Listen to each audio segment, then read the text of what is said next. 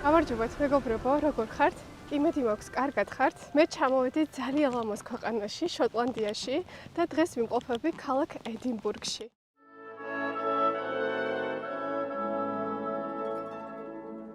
შოტლანდიას აღმოსავლეთით აკრავს ჩრდილოეთის ზღვა, დასავლეთით კი ატლანტის ოკეანე და ირლანდიის ზღვა. შოტლანდია ერთ დროს დამოუკიდებელი სახელმწიფო იყო თავისი საკუთარი მთავრობით. ახლა კი იმ 4 ერს შორისაა, რომელიც გაერთიანებულ სამეფოს აყალიბებს ერთ სახელმწიფოდ. შოტლანდია გაერთიანებული სამეფოს ნაწილია, ისევე როგორც უელსი და ჩრდილოეთ ირლანდია. ასევე გადავიღე ვიდეო უელსზე და ჩრდილოეთ ირლანდიაზე, რომელსაც შეგიძლიათ უყუროთ ამ ვიდეოს დასრულებისთანავე. ციხესიმაგრეს ყველა ქვეყანაში სტრატეგიული მნიშვნელობა ჰქონდა, მათ შორის შოტლანდიაშიც. სწორედ აქ, ედინბურგის ციხესიმაგრეში, ჯარისკაცები იცავდნენ თავიანთ ქვეყანას შოტლანდიას. ედინბურგის ციხესიმაგრე მსოფლიო მემკვიდრეობის ძეგლია და ასევე ევროპაში ერთ-ერთი უძველესი ადგილია, რომელსაც უამრავი ტურისტი სტუმრობს. ძალიან მინდოდა ედინბურგის ციხესიმაგრის ნახვა, თუმცა ძალიან ბევრი ხალხი არის მეგობრებო და ვერ შევძელი ციხესიმაგრეში შესვლა. ამიტომ თუ გადაწყვეთ ციხესიმაგრის მონახულებას ედინბურგში, აუცილებლად შეიძინეთ ბილეთი წინასწარ, რადგანაც ძალიან ბევრი ხალხია რიგში. აი ახლა მინდა რომ განახოთ. ძალიან ბევრი. ნახეთ, რამდენი ხალხი ელოდება მოკლედ ედინბურგის ციხესიმაგრეს. ალბათ აშკარად ღირს ედინბურგის ციხესიმაგრის ნახვა.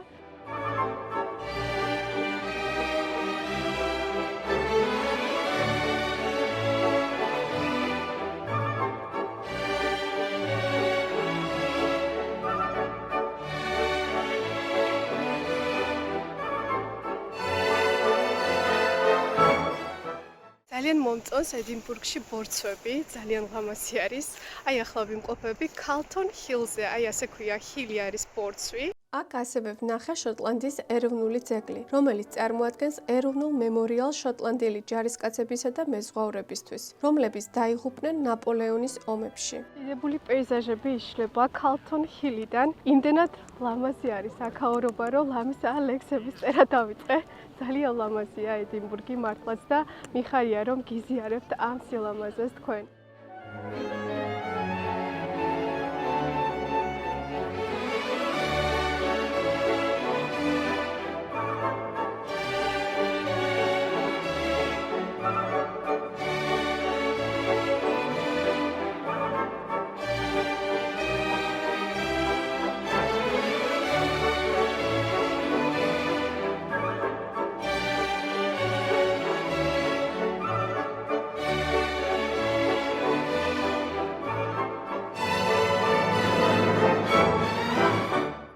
შოტლანდიის ოფიციალური ენა არის ინგლისური, ხოლო უმცირესობის არის შოტლანდიურ გელური ენა და სხვათა შორის ამ ენაზე მოსაუბრე ხალხი ცხოვრობს მაღალმთიან რეგიონში. ჩრდილოეთ შოტლანდიის მთიანეთი შუა შოტლანდიის დაბლობით გამოყოფილია სამხრეთ შოტლანდიის მაღლობისაგან. შოტლანდიის დაბლობში, ქალაქ ედინბურგში საუბრობენ ინგლისურ ენაზე, ხოლო შოტლანდიის მაღალმთიანეთში კელტური წარმოშობის ხალხი ცხოვრობს, რომლებიც საუბრობენ გელურ ენაზე. ქალაქ ედინბურგში ვესტუმრე მწერალთა მუზეუმს, სადაც გავეცანი შოტლანდიელ ცნობილ მწერლებს, რობერტ ბერნსი და უოლტერ სკოტი. საინტერესო ფაქტი, ქალაქ ედინბურგში ასევე დაიბადა ცნობილი დეტექტიური რომანის შერლოკ ჰოლმსის ავტორი ართურ კონან დოილი. ედინბურგში თუ ჩამოხვალთ, კარგად დაიკლებთ წონაში. სულ ესეთი კიბეებია. მაგრამ არის აი ამაში რაღაცნაირად მომხიბლულობას, იმიტომ რომ სხვა ევროპის ქვეყანაში ვერ ნახავთ აი ამდენ კიბეებს. ყოველ შემთხვევაში ჩემთვის პირველი ქალაქი არის ედინბურგი, სადაც აი ესე ამდენი კიბეებია, ზევითქვით, ასლო ჩამოსვლით დაიღლებით. ძველ ქალაქში უნდა განახოთ Royal Mile, ასე ქვია ქუჩას. ყველაზე მთავარი ქუჩა არის ქალაქ ედინბურგში.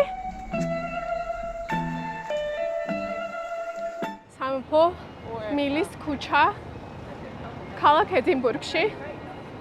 აი ესე გამოიყურებო მეგობრებო.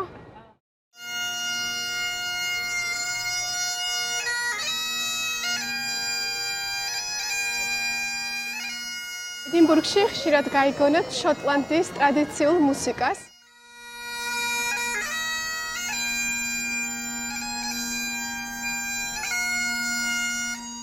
მუსიკალური საკრავი, bagpipe, აი ასე ქვია ინგლისურად.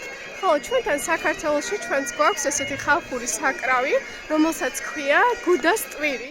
ჩემი აზრით, bagpipe და გუდას ტვირი გავსი მუსიკალური ინსტრუმენტია. ეს საკრავი გამოიყენებოდა ომში ჯარის მორალის ასამაღლებლად და ასევე ემსახურებოდა მტრების დაშინებას.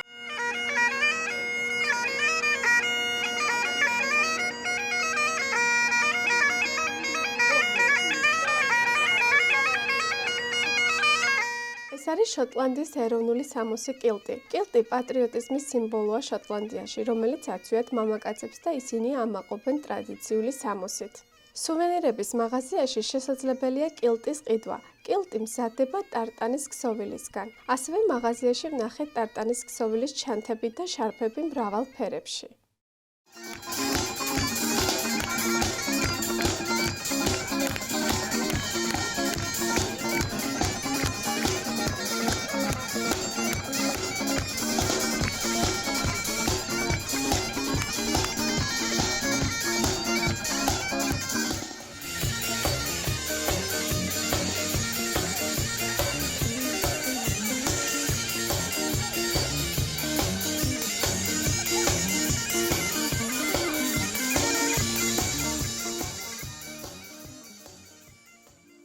ეს არის შოტლანდიის დროშა ცისფერ თეთრ ფერებში.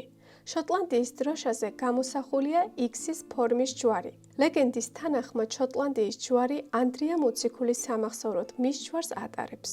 როდესაც რომაელებმა წმინდა ანდრია მოციქული ჯვარზე აცვეს, მას უღირსად მიაჩნდა ქრისტეს ჯვარზე ჯვარცმა. ამიტომაც X-ის ფორმის ჯვარზე აღასრულეს და წმინდა ანდრიას ჯვარი მის სიმბოლოდ იქცა, რომელსაც ხედავთ შოტლანდიის დროშაზე. წმინდა ანდრია მოციქული საქართველოში ცნობილია როგორც ქრისტიანობის პირველი გამავრცელებელი, ანდრია პირველწოდებული.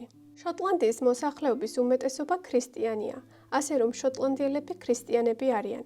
ამას მოწმობს ქალაქის მთავარი კათოლიკური ტაძარი Saint Giles Cathedral.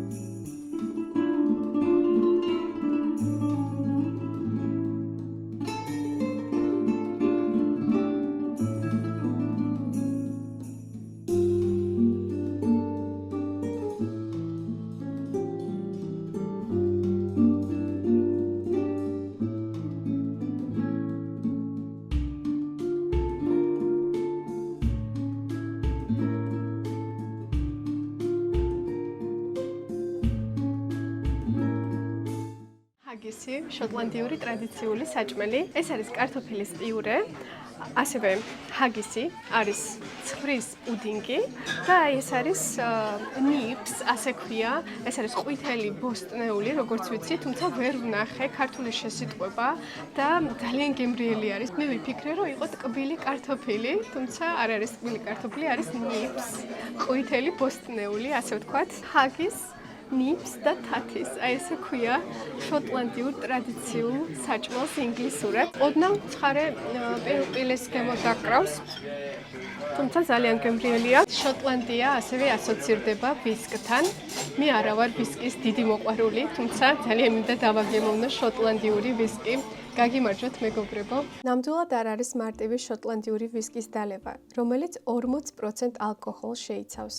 შოტლანდიური ვისკი უნდა დაძველდეს მუხის კასრებში, გამოხდისთანავე სულ მცირე 3 წლის განმავლობაში. მსოფლიოში ცნობილი შოტლანდიური ვისკის შეძენა შესაძლებელია 18 ფუნტი სტერლინგიდან, თუმცა ამ მაღაზიაში ასევე ვნახე 500 ფუნტი სტერლინგის ღირებულების ვისკი. მე კი შევიძინე სუვენირის სახით ყველაზე პატარა შოტლანდიური ვისკი, რომელიც ღირდა 4 ფუნტი სტერლინგი. მე ძალიან მიხარია, რომ დავაგემოვნე შოტლანდიური ტრადიციული საჭმელი ჰაგისი და ასევე შოტლანდიური ვისკი, მაგრამ მაინც მენატრება ქართული სამზარეულო. ამიტომაც გადავწყვიტე ვესტუმრო ერთადერთ ქართულ რესტორანს ედინბურგში Hungry Wolf. მოვედი და ჩემზე სპიცა ვებერთელა და მიწამ თვალი და ჰაჭკიდა რირა ვორერა ვორერა რირა ვორერა ვორერა რირა ვორერა რა კარგია ეს ქვეყანა რა კარგია ეს ქვეყანა ძალიან მიხარია, რომ ედინბურგშიც ვიპოვე ხინკალი. ძალიან მომენატრა. დიდი მადლობა დათო ესეთი გემრიელი ხინკალისთვის. ახლა კი თქვენი ყურადღება მინდა გავამახვილო ერთ საინტერესო ფაქტზე. ბევრს ჯერა, რომ ჰარი პოტერის დაბადების ადგილი არის ედინბურგი. ამას მოწმობს კაფე სპილო, სადაც წერია ჰარი პოტერის დაბადების ადგილი. თუმცა ჰარი პოტერის ავტორმა ჯოან როულინგმა განაცხადა ტვიტერზე, რომ ის მართლაც ატარებდა დიდ დროს ამ კაფეში. თუმცა ჰარი პოტერის წერა პირველად დაიწყო ლონდონში და არა ედინბურგში. დღესდღეობით კი ეს კაფე სპილო დაკეტილია. ასევე მინდა განახოთ ედინბურგში ძალიან ლამაზი ადგილი 딘 ვილიჯ, აი ასე ქვია ამ ადგილს. ვილიჯ არის სოფელი. განსაკუთრებით მომწონს ის ფაქტი, რომ ედინბურგიდან, ქალაქის ცენტრიდან არ არის შორი, სულ რაღაც 20 წუთის გზაზე არის. ზოგადად აი აქ შოტლანდიაში ძალიან ცივა ხოლმე, მაგრამ ძალიან გამიმართლა, რომ არ არის ისეთი საშინელი ამინდი. ესე ველოდებოდი მსიან კარგ ამინდს ვლოგისთვის და ძალიან გამიმართლა და ძალიან მიხარია, რომ დღეს არის არაჩვეულებრივი ამინდი ქალაქ ედინბურგში.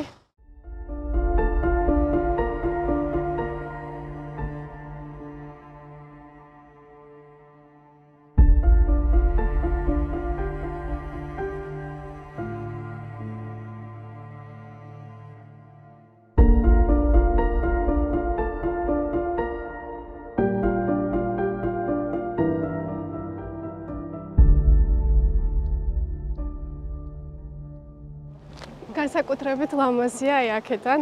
ძალიან ბევრი ხალხი მოდის აქ ფოტოების გადასაღებად, იმიტომ რომ ულამაზესი ხედი იშლება 딘 ვილიჯში. აი ესეთი ლამაზი არის ედინბურგი ზოგადად. სხვათა შორის გამახსენა ქალაქი გენტი, რომელიც არის ბელგიაში. ასევე გადავიღე ვიდეო, თუ არ გაქვთ ნანახი, შეგიძლიათ უყუროთ ამ ვიდეოს დასრულებისთანავე. აი ნახეთ როგორი ბუნების პეიზაჟია. დახატვა მოგინდებათ, იმდენად ლამაზი არის აქაურობა, ულამაზესი არის. ჩემი შთაბეჭდილებები ქალაქ ედინბურგზე. ჩემი აზრით, ქალაქი ედინბურგი არის ძალიან დახვეწილი და სრულყოფილი ულამაზესი ბუნებით. ასევე ძალიან მომეწონა ლამპიონები, რომელიც მიქმნის რაღაცნაირად მისტიკურ განწყობას. ძალიან ლამაზი არის. ერთი სიტყვით არის ძალიან მომაჯადოებელი და ზღაპრული ქალაქი. მადლობა მეგობრებო არხის გამოწერისთვის და ასევე კომენტარებისთვის.